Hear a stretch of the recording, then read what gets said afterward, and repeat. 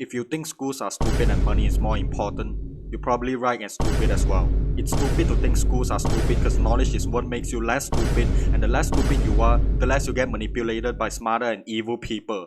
That is if you have critical thinking skills, because only having book smart is stupid, and no street wisdom gets you nowhere other than letting you work a stupid 9 to 5 job till you die. But some syllabus in certain subjects are stupid. Like, what does making me memorize ancient Chinese poems have to do with speaking my own mother tongue? I'm not gonna go illiterate out of a blue when I step into society. Yes, Chinese is important for Chinese people because if you don't speak Mandarin and your skin color is yellow, you're getting called a banana. But who in the world would communicate with another fellow modern day Chinese with classical Chinese? Resurrection of Li Bai? I would be shitting my pants because I've never passed my Chinese exam ever since I barely passed in my first junior year. Felt like the 4 heavenly kings were going to descend from the celestial court and jump my ass. I may speak Chinese quite fluently, but my comprehension was equivalent to KSI's new song. I would mistakenly write Ah Ming was disowned by their parents for setting a house on fire, but the answer was the fire took away Ah Ming's parents and he was adopted by Bruce Wayne. Just as you think it's hard, they have the classical Chinese comprehension part. How the fuck am I supposed to know the scholar is high on mushrooms? My wacky Chinese made my ancestors regret passing down their bloodline. It applies the same to Bahasa Istana. Para Maswara's gonna haunt me for disrespecting Malay for getting only 2 marks in Bahasa Istana section. To be honest, Bahasa Malaysia is relatively easier compared to Chinese because all you have to do is use the correct grammar and sentence structure. You will get marks, especially in Kebat questions, and as a Gina myself, I would just use up all my Malay vocabulary and make up the simplest sentence and I would still get marks. In Karangan, I would squeeze out all the vocabulary as hard as I could. I didn't care if it was menubu, menembak or even menculik kanak-kanak. I would risk it all for that extra 1 mark. And it still came out as 13/30. To this day, I still go out speaking Malay with a heavy Chinese accent. Saya mau satu nasi lemak. Tak mau itu ginger, you tahu ah? Nah itu jiang ah. Jiang itu ginger. Berapa ah? RM5 ah. Ha. Tak cukup boh. English, the language that is possibly the easiest to pass or even get an A. I'm not trying to brag here lah, you know. I have decent English since birth. I'm not trying to flex or something. Haha. Grammar, a piece of cake. Vocabulary, I have some exquisite words in my head. Comprehension, better than a monkey. And again, I'm not trying to brag or anything, but it's what I'm good at. When it comes to writing essay, you know, boys about to start a fire with only a pen and a piece of paper. Got the firefighters coming to put out my work before it burned down my school.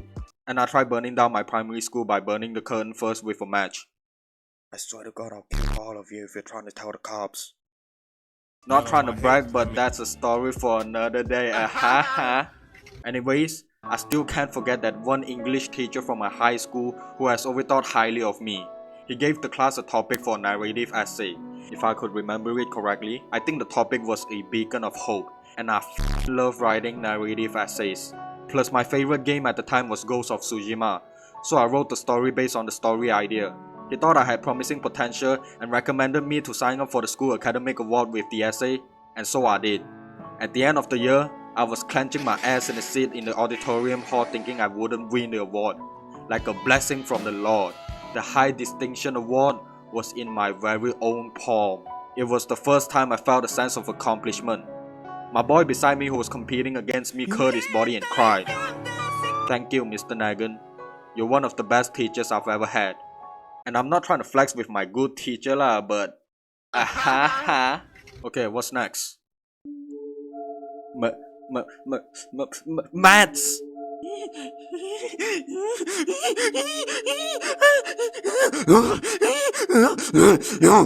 What am I gonna do with algebra when a millionaire don't even know how to calculate his financial status that is being handled by his accountants?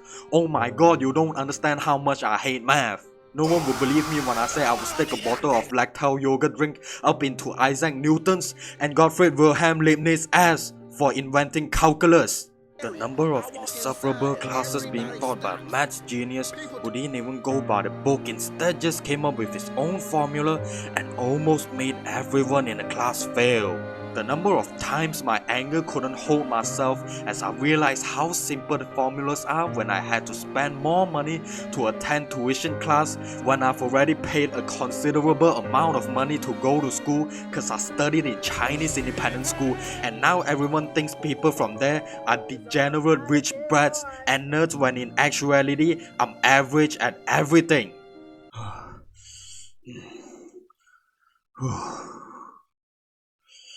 The ability for sine, cos and tangent to change to cosec, sec, cotangent is it's stupid! Does it help me with paying for my chicken rice? No? It's only useful for finding angles? Oh, f out of here. I know this is not a ranking video, but I'm gonna rank this subject F.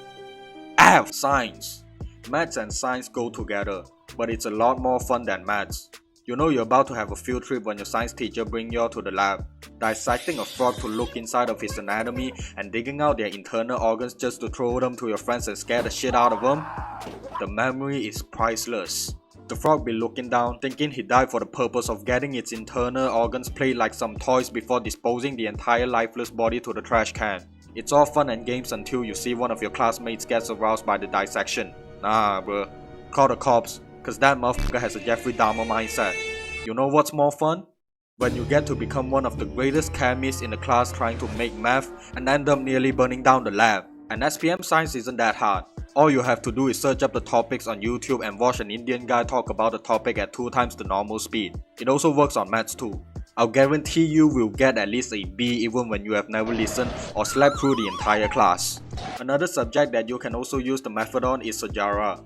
Let me tell you something, you might think Sejarah is hard cause there's a lot to memorize, but here's the truth, Sejarah ain't shit. Again, just go to YouTube and look up all the topics that are going to be in the exam and watch those videos at 2 times the speed. But, it's a lot to remember. That's the easiest part. Memorizing Sejarah is like unintentionally killing your pet goldfish. It's easy. Knowing the story of the history instead of memorizing them like a dead zombie will do you a lot better cause nearly all of the story are the same. Why war? Cause one money, cause one power, cause one land. How to stop war? Give money, give gift, and give your daughter to the other side for perkawinan for reconciliation and history has always been the same, just with different people and different locations. And boom! Sejarah confirm pass kau. If you still don't pass, you deserve to be a McDonald's employee standing behind the cash registration. But to be honest lah, Sejarah as a compulsory passing subject is kinda stupid. Why do I have to pass my Sejarah to be an upstanding citizen? BM being mandatory to pass? I get it, cause it's our national language. But Sejarah? For the reason of learning from the past and not repeating the mistakes again? That's just bullshit. Cause look at the parliament, look at them. Do they look like they have learned a thing from history or even their past? But look at this rape trick. It's kinda cool. Geography, another useless subject for a regular person. Unless you want to be a geologist and look at rocks as your job, that subject is just another spare time for you to sleep. Okay, I know Sungai Rajang is the longest river in Malaysia, Gunung Kinabalu is the tallest mountain in Malaysia, Sungai Muda supplies water to the Kedah farmers. What else? Oh yeah, rocks and a bunch of useless topics just so they can make geography class looks plentiful. Pendidikan moral, another useless subject, but this one teaches you how to be a good person and your teacher looks like he robs homeless people and he just touched a student before entering the class. Students be listening to their teacher yap about integrity and Nilai Muni and be smoking and bullying kids online after the school ends. Action speaks louder than words, kids. And you get to choose if you want to be a good person or a bad person. It causes nothing to be nice, but it also causes 0 sense to be evil. Choose wisely. Pendidikan Jasmani. Finally, a fun, useful subject for all the students. The only kids who don't like PJ are those kids who are either nerds or fat bitches who will never shut the fuck up in class.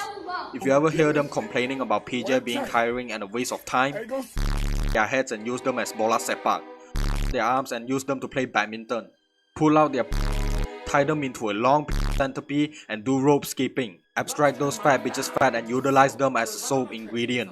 Riot against the math teacher who takes over the class and throw him into the fire. Burn! Burn! Burn! I'm in the thick of it, everybody knows. They know me where it snows, I skied in and they froze. I do not know nothing about no ice, I'm just cold.